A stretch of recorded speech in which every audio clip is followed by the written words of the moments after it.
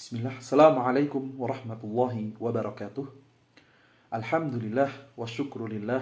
Segala puji dan syukur hanyalah milik Allah subhanahu wa ta'ala, Rabb alam semesta.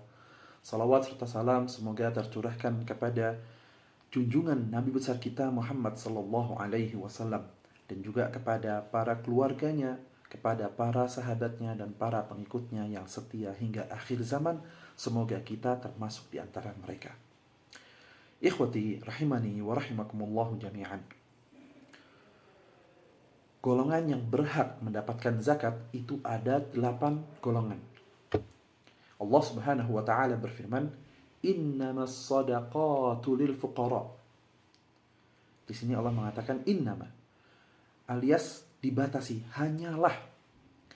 Ya, hanyalah yang berhak menerima zakat itu yang pertama adalah al-fuqara, yaitu orang yang hanya bisa memenuhi kurang dari separuh kebutuhan mereka. Ya, ini orang fakir. Kemudian yang kedua adalah lil fuqara'i wal masakin. Yang kedua adalah orang-orang miskin. Nah, orang miskin ini sedikit lebih baik daripada orang fakir, yaitu orang yang mampu memenuhi separuh dari kebutuhan hidupnya atau lebih, tapi tidak bisa memenuhi seluruh kebutuhannya. Nah, dua golongan ini dikatakan oleh para ulama itu diberikan zakat, biasanya hitungannya kurang lebih untuk setahun supaya bisa memenuhi kebutuhan hidup mereka, tidak lebih.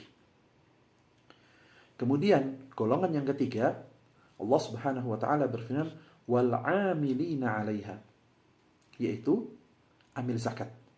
Nah, ini tidak disyaratkan dia harus fakir atau miskin, bisa jadi dia kaya. Yang jelas amil zakat adalah orang yang memang ditunjuk oleh penguasa untuk menjadi pekerja zakat, mengambil zakat dari orang-orang kaya, kemudian dia mencatat zakat, kemudian yang menjaga zakat, yang mendistribusikannya, pokoknya yang kerja di kantor zakat lah, kita bilang seperti itu. Itu mereka berhak mendapatkan zakat sesuai dengan kerja mereka. Kemudian yang keempat adalah wal mu'allafati qulubuhum, yaitu orang-orang yang ingin dilembutkan hatinya. Bisa jadi dia muslim, bisa jadi dia kafir. Misal kalau orang muslim yang mungkin kita lihat imannya lemah, supaya imannya lebih kuat, maka diberikan zakat kepada dia.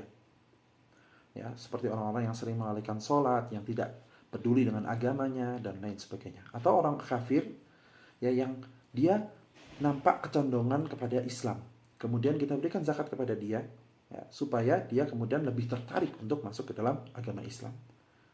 Kemudian golongan yang kelima adalah wafir riqab, yaitu untuk penebusan budak. Tapi mungkin di zaman kita saat ini nggak ada budak ya. Jadi budak yang ingin membeli dirinya sendiri, nah itu berhak untuk mendapatkan zakat.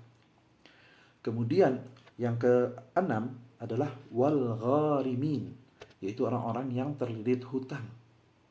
Asalkan dia bukan orang yang berhutang untuk bermaksiat dan lain sebagainya. Pokoknya orang muslim yang terlilit hutang, yang memang hutangnya itu untuk kebutuhan dia gitu.